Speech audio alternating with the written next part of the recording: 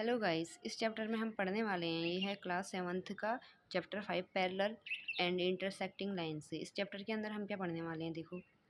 In a different ways sorry in a different ways now on the series formed folds. इसके मतलब folds draw line using pencil and scale. You will notice different lines on a paper. Take a pair of lines, observe their relationship with each other. Do they meet?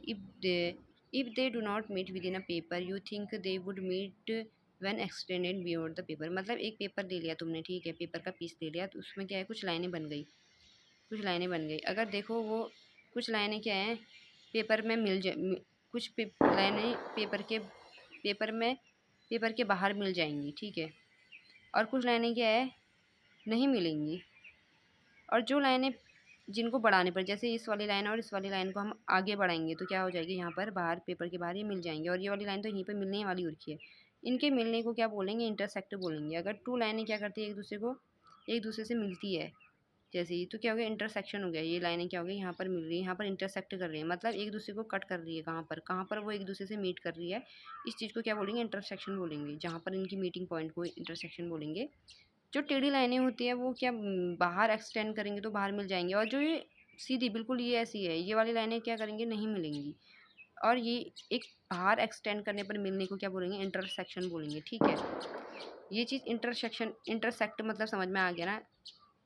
अगर एक plane surface, ये इस chapter में हम पढ़ेंगे कि plane surface पर लाइनें एक दूसरे से क्या कर रही है, कैसे लाइनों के बीच में क्या रिलेशनशिप होता है। एक प्लेन सरफेस मतलब समझ में आ गया। अगर एक सर्कल एग्जांपल दे देती हूँ मैं, एक सर्कल क्या है, प्लेन का एग्जांपल है। प्लेन जो भी टू डी चीज़ें होती है वो क्या होती है, प्लेन होती है। टू डी मतलब जैसे सर्कल हो गया, टू डी हो गया। थ्री डी क्या हो गया, जिसकी थ्री डायमेंशन होंगी वो। और क्या हो गया तुम्हारा, बॉल क्या हो गया, थ्री डी हो गया, ठीक है। ये टू डी सरफेस को प्लेन बोलेंगे। थ्री डी को क्या हो गया, ये स्फीयर हो गया। ये सर्कल जिसका एग्जांपल हो गया, मतलब इसकी जिसकी डायमेंशन और लेंथ होती है उसको। जैसे हमारा क्या हो गया, जिस पे जिस उस पे अभी तुम बैठ के नोटबुक रखी है, या फिर तुम्हारी नोटबुक क्या होगी, प्लेन हो गया, और तुम्हारा मेज क्या हो गया, प्लेन हो गया। ये सारी चीज़ें प्लेन हो गई, ठीक है। जिनकी हाइट नहीं होती है, जिनकी हाइट भी जुड़ जाती है तो उसको क्या बोलते हैं, वो तुम्हारा प्लेन नहीं होगा, ठीक है। समझ में आ गया ना। तो प्लेन पर हम क्या करेंगे, लाइनों के बारे में हम इस चैप्टर में पढ़ेंगे कि प्लेन पर लाइनें क्या करती है, एक दूसरे को इंटरसेक्ट करती है। जैसे यहाँ पर क्या हो गया, एक पेपर, तुम मान लो पेपर है, यहाँ पर बहुत सारी लाइनें बन गई है, तो ये लाइनें क्या कर रही है, एक दूसरे को यहाँ पर इंटरसेक्ट कर रही है। दो लाइनें तो इंटरसेक्ट मतलब एक दूसरे से मिल रही है तो मतलब इंटरसेक्ट कर रही है। अगर नहीं मिलेंगी तो इंटरसेक्शन नहीं बोलेंगे उसको, ठीक है। How the angles do form. तो एंगल्स कैसे बनते हैं, जरा पढ़ते हैं हम यहाँ पर। इस फिगर में देखो, इस फिगर से समझते हैं। इस फिगर में टू लाइन है, एक तो एल है, एक एम है लाइन, ठीक है। Activity 1 point, draw two lines on a plain sheet of a paper so that they intersect. Two line हमने ड्रॉ कर दी एक प्लेन पर। जैसे सोच ली कि एक ये एल और एम लाइन को हमने सोच लो कि हमने एक पेपर पर बनाया, ठीक है। Measure the four angles formed with the protractor, और इनको प्रोटेक्टर की हेल्प से क्या कर दे, ए बी सी डी, ये एंगल्स है, ए बी सी डी जो ये है एंगल्स है, इनको प्रोटेक्टर की हेल्प से क्या कर दो, मेजर कर लिया, ठीक है। अगर मेजर कर लिया लाइन से, and measure angles formed the point intersection, इनके पॉइंट ऑफ इंटरसेक्शन से क्या है, इनको मेजर कर लिया। फिगर 5.2 को देखना है। We know that angle and B together measure 180 degree. Angle A और बी क्या है, 180 डिग्री है। क्यों, एंगल ए और बी की वैल्यू है 180 डिग्री। क्यों, स्ट्रेट लाइन पर बने एंगल क्या होते हैं, 180 डिग्री। इन दोनों का सम क्या हो जाएगा, angle A plus angle B कितना हो जाएगा, 180 डिग्री हो जाएगा, ठीक है। वैसे एंगल सी प्लस डी क्या हो जाएगा, 180 degree. Angle C plus angle D is equal to 180 degree. क्यों बोला हमने इनको, बिकॉज दे आर, ये क्या है, बिकॉज ये क्या है, एक स्ट्रेट लाइन एंगल्स है ना, स्ट्रेट लाइन पर बने हैं। तो वैसे ही हम इस फिगर को देख के हम समझेंगे।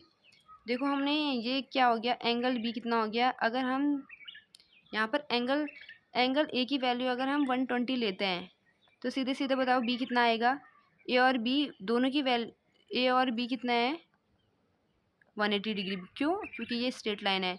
एंगल ए अगर हम 120 लेते हैं तो बी की वैल्यू कितनी आ जाएगी, 180 माइनस 120 तो 60, मतलब इन दोनों का sum angle A plus angle B is equal to 180 होना चाहिए। वैसे ही एंगल ए की वैल्यू अगर 180 आ गया तो एंगल बी कितना आ जाएगा, 60 आ जाएगा। ठीक है, अगर एंगल बी 60 है, 60 आ गया, एंगल बी कितना आ गया, एंगल बी कितना आ गया, 60 डिग्री आ गया। ठीक है, तो एंगल सी कितना होगा, देखो ये एंगल बी क्या है, एंगल बी और सी बी क्या है, बी ये तुम्हारा आ गया 60 आ गया, तो एंगल सी कितना आएगा, 120 आ जाएगा। क्योंकि एंगल ये भी क्या है कि स्ट्रेट लाइन एंगल, इन दोनों का सम कितना आना चाहिए, 180 आना चाहिए। ऐड करो, 60 प्लस 120 कितना आ रहा है, 180 तो आ रहा है ना। हाँ, तो अगर इसकी वैल्यू, एंगल बी की वैल्यू 60 आती है तो एंगल सी निकल जाएगा 120 डिग्री। अगर एंगल सी 120 है तो एंगल डी कितना आ जाएगा, 60। तो समझ में आ गया, हमने इसको 120 एज्यूम करा था क्योंकि ए और बी क्या है, स्ट्रेट लाइन एंगल है। ठीक है, इनका सम कितना आएगा, 180। एंगल ए की वैल्यू 120 है तो एंगल बी की वैल्यू कितनी आ जाएगी, 60। 180 माइनस 120 कर सकते हैं, 60 आ गया। अगर एंगल बी की वैल्यू 60 है तो एंगल सी की वैल्यू कितनी आ जाएगी, 180 माइनस 60, 120 आ गया। ठीक है, अगर एंगल सी 120 आ गया तो एंगल डी कितना आएगा, 180 माइनस 120 कितना आएगा, 60 आ गया। तो ऐसे सारे एंगल निकल गए हैं। तो इससे क्या आ गया, एंगल ए और बी सेम आ गया, angle a equal to angle c equal आ गया ना। वैसे एंगल बी इक्वल टू कितना आ गया, एंगल डी आ गया। तो इन एंगल को क्या बोलेंगे, जो एक ऐसे, sorry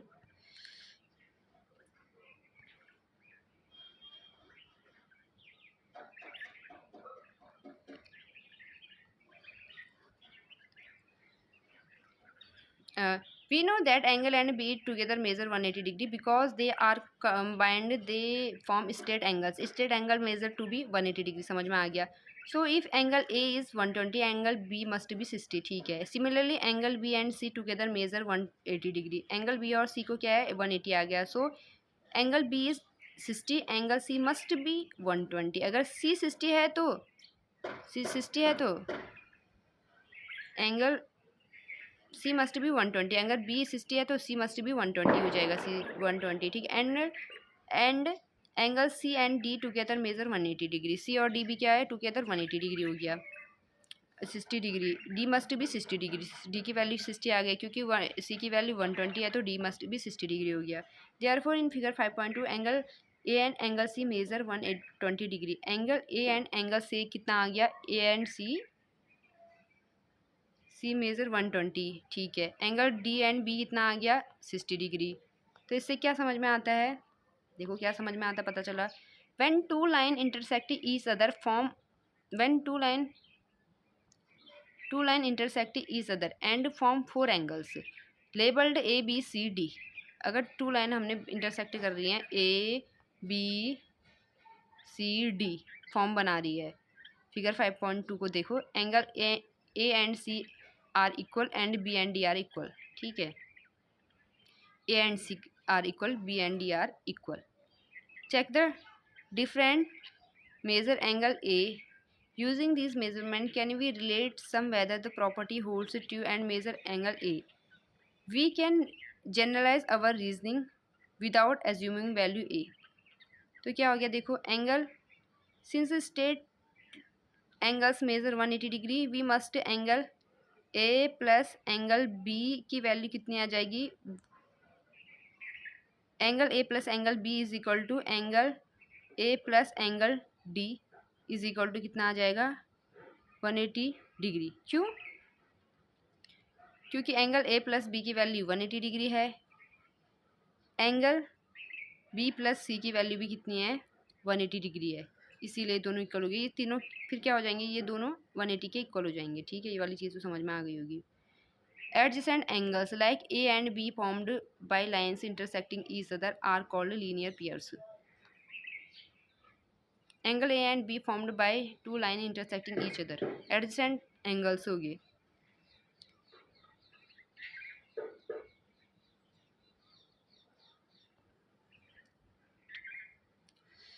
Since straight angle measure 180 degree, we must have angle A plus B equal to, ये इतनी चीज़ तो समझ में आ गई ना। आ ही गई होगी, रुको, फिगर भी तो पीछे है। Angle A plus angle B इतनी वैल्यू 180 डिग्री, ये तो मैंने बता दिया कि टू एंगल क्या हो जाएंगी, एडजेसेंट एंगल की वैल्यू ये दोनों क्या हो जाएंगे, 180 डिग्री हो जाएंगी ना, ये स्ट्रेट लाइन पर बनी है। एडजेसेंट एंगल्स लाइक, इसको ए और बी इन दोनों की वैल्यू 180 डिग्री, वैसे सी और डी की वैल्यू 180 डिग्री, तो हम एक ही बार लिखेंगे ए प्लस बी प्लस ए और बी का सम और सी और डी का सम कितना आ रहा है, इक्वल आ रहा है, तो हम वैसे लिख लेंगे A angle A plus angle B is equal to angle C plus angle D, क्योंकि ये दोनों इक्वल आ रहे हैं ना, इनका सम 180 आ रहा है, इसका भी आ रहा है, कितना आ रहा है 180 डिग्री ऐसे, इसलिए angle A plus B angle C plus D is equal to 180 degree, ये हमने लिख लिया, ये चीज़ है यहाँ तक की, ठीक है, इतना तो समझ में आ गया। Adjacent angles like A and B formed two parallel lines, जैसे एडजेसेंट एंगल है ए एंड बी, ए और बी क्या है एडजेसेंट, मतलब एक ही लाइन पे बने हैं ना, उसको एडजेसेंट एंगल बोलेंगे, जो एक ही लाइन पर बन रखे हैं इस लाइन पे, ये वाला एंगल और ये वाला एंगल, ए एंगल और एंगल बी कितना है इस वाले लाइन पे बने हैं, तो इसको एडजेसेंट एंगल बोलेंगे। And B formed two by two lines intersecting each other are called linear pairs.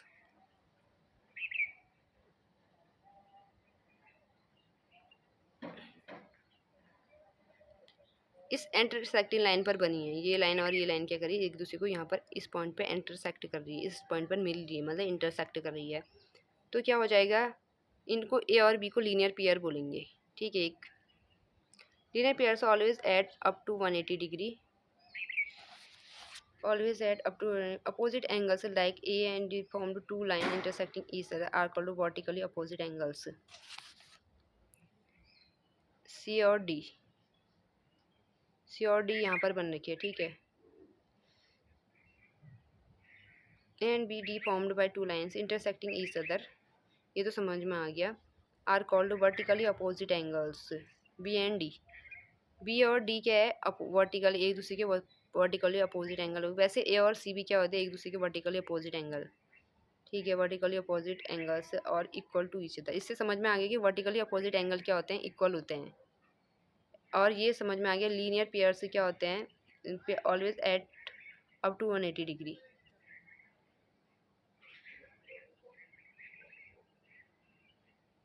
ठीक है, इससे vertically opposite angle vertically opposite equal to each other हो गया। From the above reasoning we conclude that whenever two line intersect vertically opposite angles are equal, such justification called proof of mathematics, इसको क्या बोलेंगे, proof of mathematics. मतलब ये सब कुछ हमने की पूरी कहानी इसलिए करी क्योंकि ये वाला एंगल और ये वाले एंगल को वर्टिकली अपोजिट एंगल बोल रहे हैं, और वैसे इस वाले एंगल का वर्टिकली अपोजिट क्या होगा, ये वाला एंगल, तो ये सारी चीज़ क्या होगी, वर्टिकली अपोजिट एंगल क्या आते हैं, इक्वल होते हैं, ये हमने प्रूव कर दिया।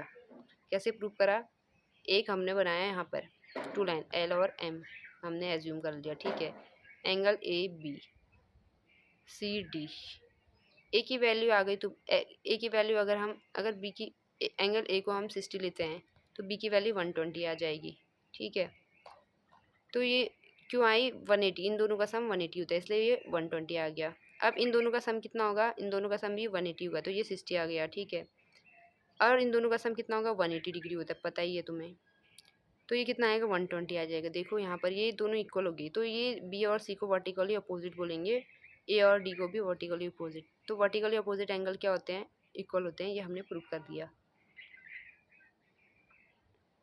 और इसमें लीनियर पेयर से क्या होते हैं, ए और बी क्या है लीनियर पेयर्स, इसमें क्या है, ये इनकी वैल्यू इनका सम कितना होगा 180 डिग्री आएगा, ठीक है, बस इतना ही है आज के लिए। कोई कन्फ्यूज़न हो तो कमेंट बॉक्स में ज़रूर बोलना, कन्फ्यूज़न क्लियर कर दूँगी। Thank you. मेरा पहला वीडियो है 7th क्लास का।